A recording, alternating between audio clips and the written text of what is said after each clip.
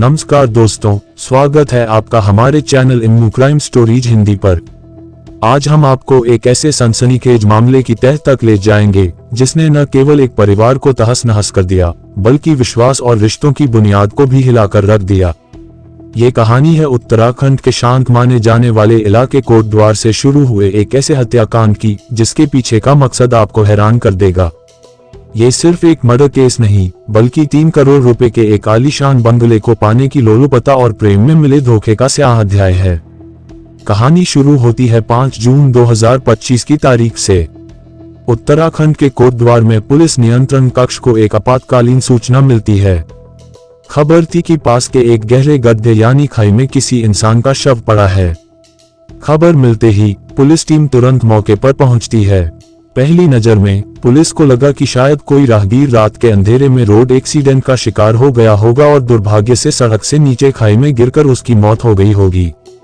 Police शव को अपने कब्जे में लेकर पोस्टमार्टम के लिए भेज देती है क्योंकि यह एक सामान्य दुर्घटना का मामला लग रहा था जिसमें पुलिस को बहुत ज्यादा माथापच्ची करने की जरूरत नहीं महसूस हुई।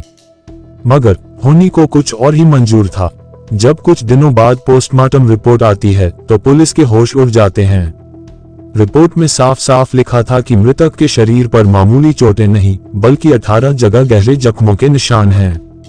इतना ही नहीं, रिपोर्ट ये भी बताती है कि मृतक की सीने की हड्डियां और पसलियां बेरहमी से चकनाचूर की गई थीं। शरीर के आंतरिक अंग यानी इंटरनल ऑर्गन्स पूरी तरह से डैमेज हो चुके थे और शरीर से लगभग सारा खून बह चुका था।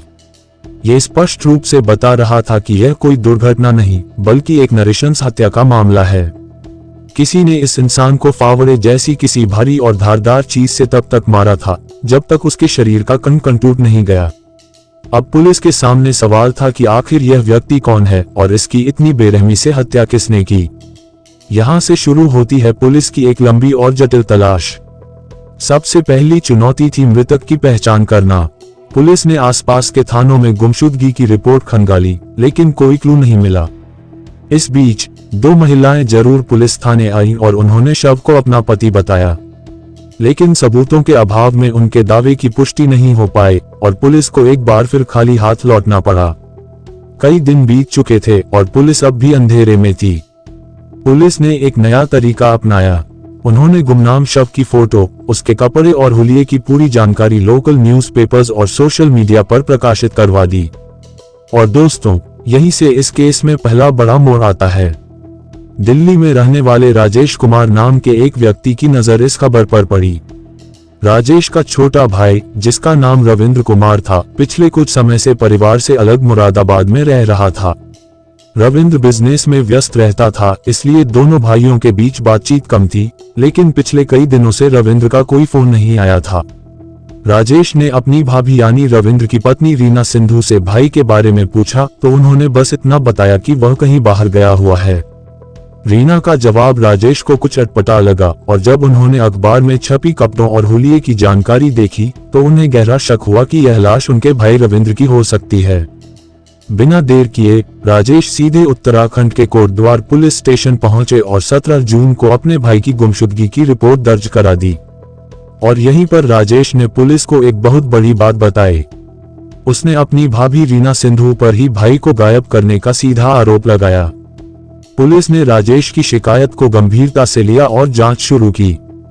कुछ ही दिनों की जांच के बाद ये पुष्टि हो गई कि 5 जून को खाई में मिली लाश सचमुच दिल्ली के रहने वाले रविंद्र कुमार की ही है।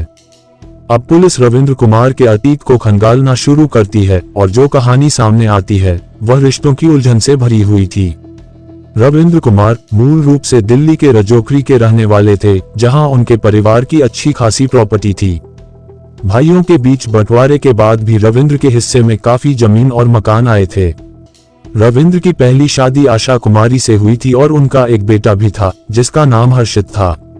सब कुछ ठीक चल रहा था, लेकिन कुछ समय बाद दोनों के बीच विवाद हुआ और रविंद्र अपनी पत्नी और बेटे को छोड़कर हरिद्वार निकल गए। हरिद्वार में ही रविंद्र की मुलाकात रीना सिंधु नाम की एक युवा लड़की से हुई। रीना और रविंद्र की उम्र में लगभग 20 साल का अंतर था, लेकिन इसके बावजूद दोनों में प्यार हो गया। घर पर पत्नी और बेटा होने के बावजूद रविंद्र ने चुपचाप रीना सिंधु के साथ लिव इन रिलेशनशिप में रहना शुरू कर दिया और फिर 2011 में उससे शादी कर ली। शादी के बाद रीना ने दिल्ली से बाहर अपने मायके के करीब यानी उत्तर प्रदेश के मुरादाबाद में रहने का प्लान किया। रविंद्र के पास उस समय ज्यादा कैश नहीं था, इसलिए उन्होंने अपनी दिल्ली वाली प्रॉपर्टी बेची और मुरादाबाद के एक पॉश इलाके में रीना की इच्छा पर लगभग 3 करोड़ रुपए का एक आलीशान बंगला खरीद लिया। रीना एक फिजियोथेरेपिस्ट थी, इसलिए उन्होंने घर के ग्राउंड फ्लोर पर अपना फिजियोथेरेपी सेंटर खोल लिया और फर्स्ट फ्लोर पर एक ब्यूटी पार्लर शुरू किया, जिससे उनकी अच्छी कमाई होने लगी। अब पुलिस के पास मृतक की पूरी जानकारी थी। अगला कदम था कातिल तक पहुंचना। पुलिस का शक अब रविंद्र की दूसरी पत्नी रीना सिंधु पर गहरा हो रहा था, क्योंकि वह वर्तमान में रविंद्र के साथ रह रही थी। पुलिस ने रीना सिंधु को पूछताछ के लिए बुलाया।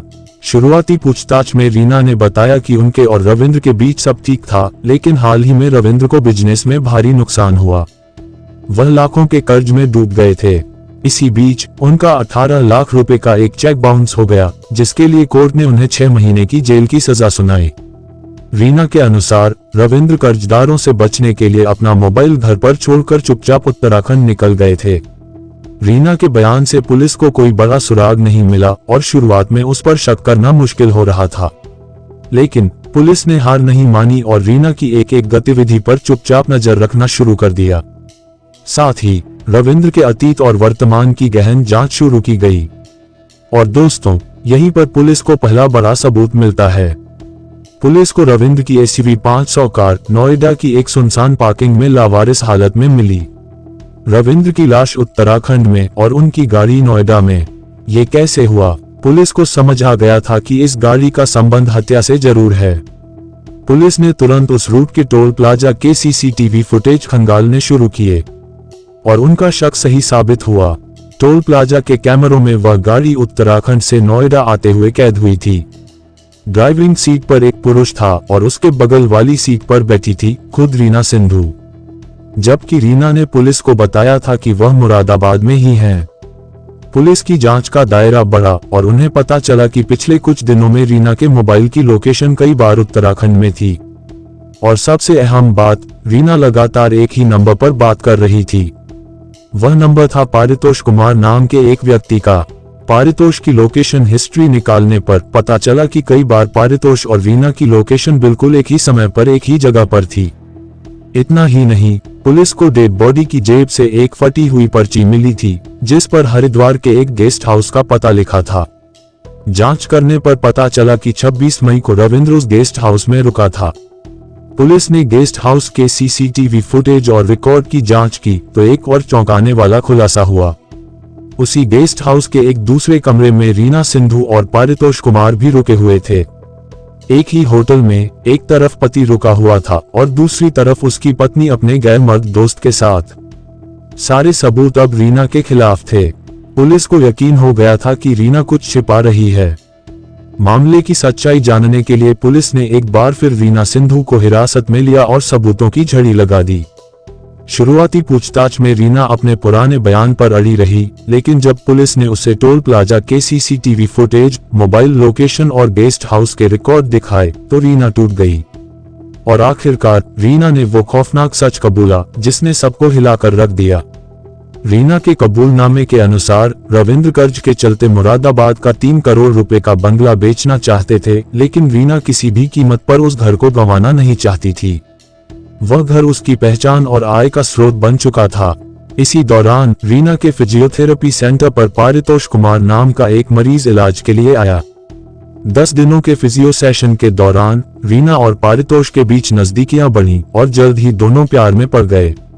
रीना ने रविंद्र से छुटकारा पाने और उस घर को बचाने के लिए पारितोष के सामने एक प्रस्ताव रखा, अगर रविंद्र रास्ते से हट जाता है तो मैं तुमसे शादी करूंगी और ये 3 करोड़ रुपए का घर बेचकर हम दोनों सुकून से रहेंगे। इतना ही नहीं, रीना ने पारितोष को तुरंत 1 लाख रुपए देने का भी वादा किया। 3 करोड़ रुपए का बंगला और प्यार का झांसा। पारितोष को यह ऑफर बहुत अच्छा लगा और वह रीना के साथ मिलकर कत्ल की साजिश में शामिल हो गया। इतनी गहरी साजिश, ये हत्या केवल एक इंसान की नहीं बल्कि रिश्तों और विश्वास की भी हत्या थी। साजिश के तहत रीना ने अपने पति रविंद्र को एक दिन अपने घर बुलाया और पारितोष से यह कहकर मिलवाया कि वह उसके क्लिनिक पर इलाज करवाने आता है और उसका राखी वाला भाई है। रविंद्र ने इस पर यकीन कर लिया। 31 मई की रात को रीना ने रविंद्र से कहा कि पारितोष ने अपने घर पर एक छोटी सी पार्टी रखी है और हमें वहां चलना चाहिए। रविंद्र राजी हो गए और दोनों उत्तर प्रदेश के बिजनौर जिले में नगीना स्थित पारितोष के घर पहुंचे। प्लान के मुताबिक पारितोष ने रविंद्र को जानबूझकर बहुत ज्यादा शराब पिलाई, जिससे रविंद्र पूरी तरह से नशे में धुत होकर अपना होश खो बैठा और यहीं पर पारितोष और रीना ने अपने खूनी इरादे को अंजाम दिया। पारितोष घर के अंदर रखा हुआ एक फावड़ा निकाल कर लाया। रीना ने नशे में बेसुध पड़े रविंद्र के पैर जोर से पकड़े और पारितोष ने फावड़े से रविंद्र की छाती, सिर और शरीर पर लगातार वार किए जब तक रविंद्र की सांसें थम नहीं गईं। हत्या के बाद दोनों ने मिलकर रविंद्र की डेड बॉडी को ठिकाने लगाने की योजना बनाई। उन्होंने शव को एसयूवी 500 में रखा और उसे लेकर उत्तराखंड की तरफ निकल गए, जहां 5 जून को उन्होंने मौका पाकर शव को कोटद्वार के पास एक गहरी खाई में फेंक दिया। पुलिस को गुमराह करने के लिए वे कार को नोएडा की सुनसान पार्किंग में छोड़कर फरार हो गए। इस कबूलनामे के बाद पुलिस ने तुरंत रीना सिंधु को गिरफ्तार किया और कुछ ही देर में उसके प्रेमी पारितोष कुमार को भी सलाखों के पीछे डाल दिया गया। दोस्तों, अब आपके मन में एक सवाल होगा कि रविंद्र का वह 3 करोड़ रुपए का बंगला और बाकी प्रॉपर्टी का क्या हुआ। आपको बता दें कि भले ही रविंद्र ने रीना से शादी कर ली थी, लेकिन उन्होंने कानूनी तौर पर अपनी पहली पत्नी आशा कुमारी से तलाक नहीं लिया था और न ही रीना से हुई शादी की रजिस्ट्री करवाई थी। इस कारण रविंद्र की पहली पत्नी आशा कुमारी ने उनकी प्रॉपर्टी का असली वारिस होने का दावा करते हुए अदालत का रुख किया है। कानूनी विशेषज्ञों के मुताबिक रविंद्र की ज्यादातर प्रॉपर्टी पर उनकी पहली पत्नी और बेटे का कानूनी अधिकार होगा। फिलहाल रीना और पारितोष दोनों ही सलाखों के पीछे हैं।